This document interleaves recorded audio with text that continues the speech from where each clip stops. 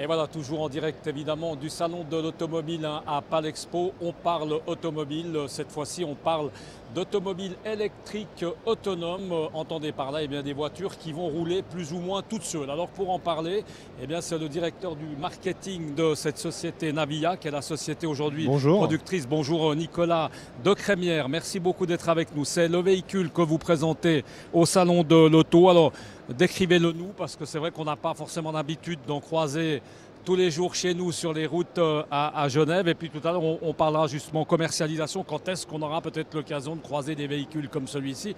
Alors, un peu basiquement, j'ai dit que ça va être la voiture qui va rouler toute seule, qu'on attend depuis des lustres. Basiquement, c'est ça? Alors, basiquement c'est ça, mais c'est déjà une réalité. En fait, donc Navia est une société qui a été créée en 2014 et qui a déjà déployé plus de 65 véhicules autonomes shuttle, donc qui sont des minibus que vous pouvez déjà trouver justement dans le cadre du Mondial de l'Auto à Genève avec le transport genevois, mais également déployés à Sion ou à Fribourg. Donc aujourd'hui, on est déployé partout à travers le monde. On est aux États-Unis, en Australie, à Singapour, au Japon, mais également en France. Donc c'est déjà une réalité.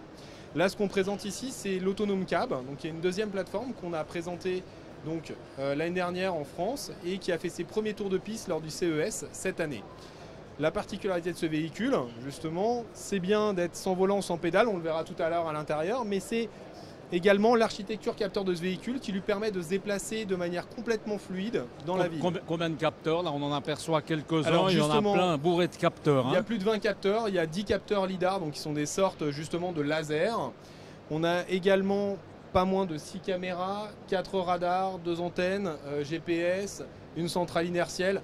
C'est un véhicule qui effectivement est bardé de capteurs pour nous permettre de circuler. Concrètement, Nicolas, comment est-ce qu'on la programme? Il y a comme un GPS, on met une adresse et puis la voiture va toute seule, c'est comme ça? Alors, c'est à peu près comme ça. Le véhicule reconnaît exactement là où il est. Donc on définit une cartographie dans laquelle le véhicule va se déployer.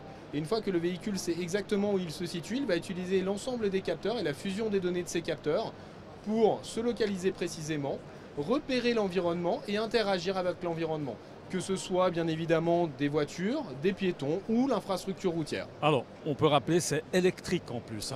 Alors c'est un véhicule 100% électrique, bien évidemment. En termes de recharge, comment est-ce qu'on la charge? Avec les bornes normales qu'on voit pour ces Alors on peut le recharger avec les bornes électriques normales ou même avec une prise électrique. Donc c'est des choses en fait sur lesquelles on travaille avec l'ensemble des acteurs. On n'a pas réinventé quelque chose sur cette partie-là. On utilise vraiment le meilleur de la technologie qui existe aujourd'hui. Alors là, on voit justement 2-3 images sur ces vidéos. On a peut-être vu furtivement cette voiture. Alors, ça se déplace évidemment tranquillement. Le but, c'est pas la performance. Le but, c'est forcément d'assurer un peu la sécurité aussi. On peut pas. Ça roule à une moyenne de quoi? Alors nos shuttles en fait ont une vitesse d'opération aujourd'hui aux alentours de 20-25 km/h. Donc on est vraiment sur des notions de first mile, last mile. Donc pour vous emmener de chez vous jusqu'au premier point de transport ou du dernier point de transport jusqu'à votre bureau, votre école.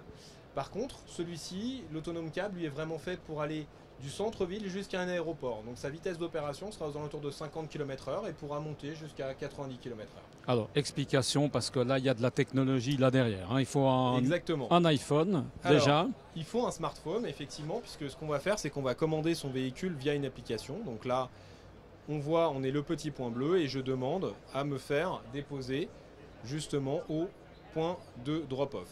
Donc là, je peux choisir le type de trajet que je souhaite, donc soit un trajet privé, soit partagé, soit en mode bus. Là, je vais choisir un mode en privé et je commande. Une fois que j'ai commandé, je peux choisir effectivement un véhicule avec des bagages ou sans bagages et donc là, je commande mon véhicule. Là, on va chercher dans le serveur le véhicule le plus proche et là, on a le véhicule rose qui va arriver dans 2 minutes.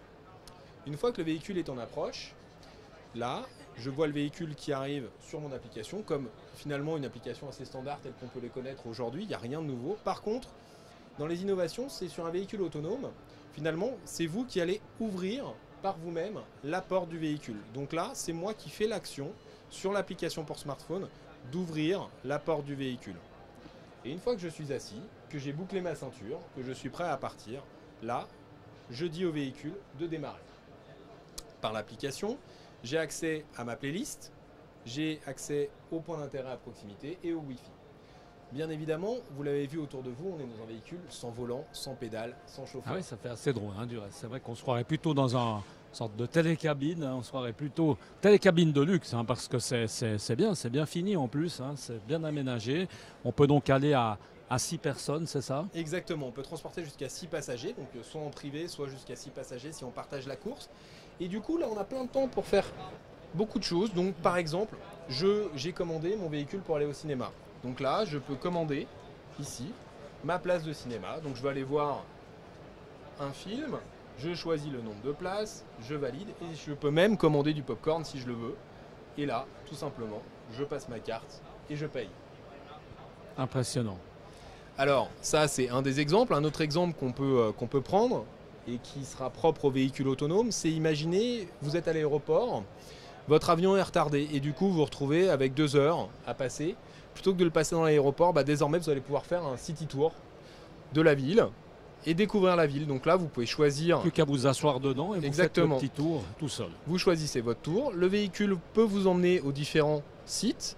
Et même, s'il vous reste encore un peu de temps, vous pouvez même acheter un ticket pour visiter le musée.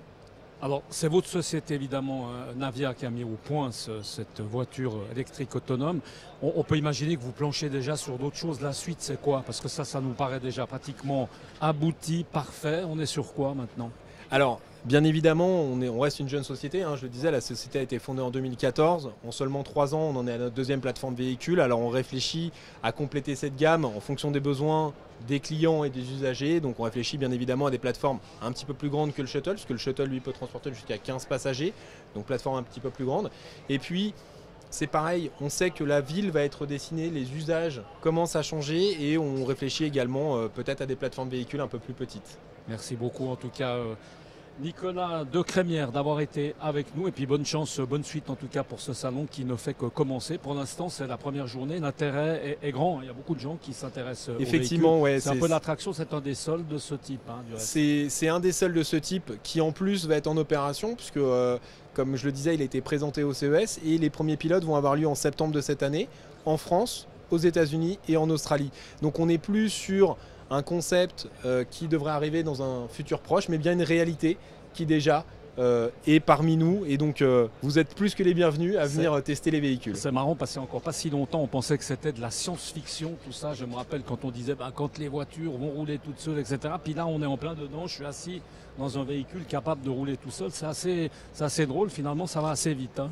Merci. Effectivement, c'est ce qu'on voit. Ça va très vite. Merci beaucoup. Merci beaucoup. Voilà, merci d'avoir été avec nous. Un véhicule intéressant. En tout cas, on continue notre petit bonhomme de chemin ici à Palexpo. On vous le rappelle, 88e édition du Salon de l'Auto. On est présent ici tout l'après-midi. À tout à l'heure. Ciao.